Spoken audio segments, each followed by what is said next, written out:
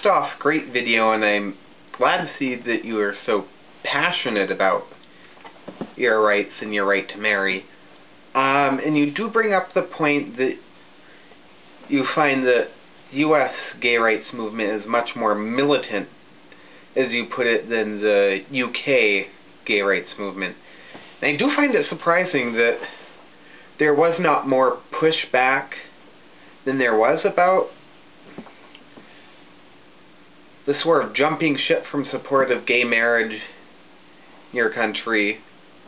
But I think part of the difference is, in the US it's sort of really socially accepted and something that's sort of an ingrained part of the social fabric, that when you want to get something done, no matter if you're a minority or not, it doesn't matter how many feathers you ruffle, but the more noise you make and the more you can get the issue that you're trying to work on brought to the forefront and just force it into the news and create pushback against what's happening and what is the status quo, and that the better.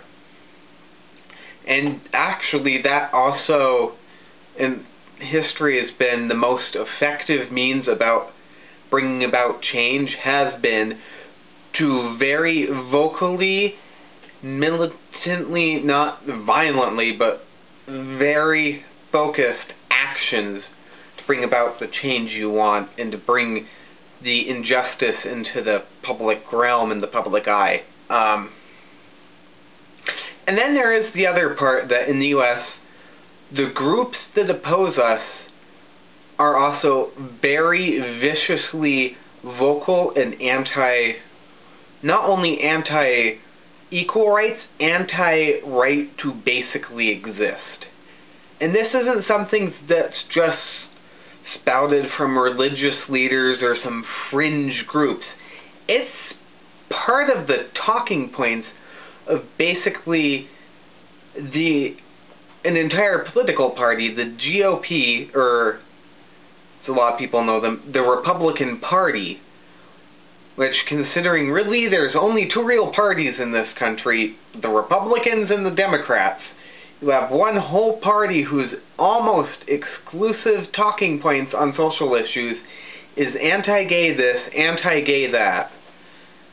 When they can't, especially when they can't beat up on labor or something else, and they feel they need to galvanize voters, they come out shooting, figuratively speaking, at gays and gay rights. So it makes it all that much more important to push back against what they're trying to do and what they're trying to accomplish. For example, right now, all but one of the GOP presidential candidates, and the one that basically hasn't really come out with a stated position, to my understanding, is Ron Paul, who's never actually going to win nomination, have stated positions not only that they want to make the Defense of Marriage Act a constitutional amendment so that it is written into the Constitution of this country so it cannot be overthrown. They want to basically obliterate what progress has been made on gay rights. So it does make it much, much easier to generate pushback and to get people galvanized and to be vocal.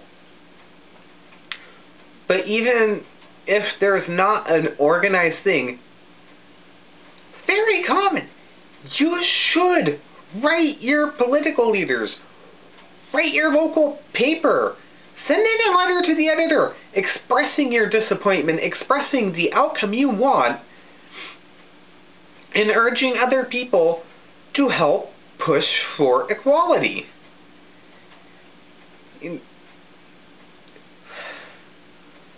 That just seems to be things that sort of happen naturally, at least my little corner of the world, which is Washington State.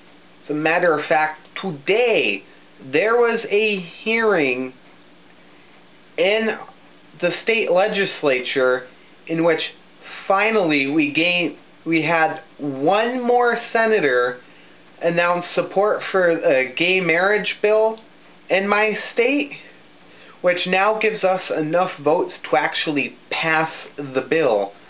All that's left is really for it to get voted on by the committee to pass to the floor, which shouldn't be an issue at all, and then pass through the legislature. The governor's already endorsed it and is willing to sign. Then, of course, the next battle, those that oppose equal rights have already vowed that the moment it's passed, they will submit a referendum, which would then within 90 days they have to submit 130-ish valid voter signatures to get put on the November ballot, which is quite possible.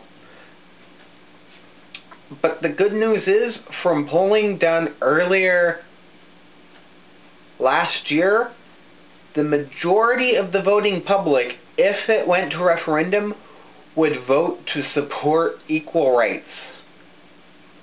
But it has taken a lot of just beating the drum to get to this point. And if you stop beating the drum, progress is going to slow down and eventually stop and possibly reverse.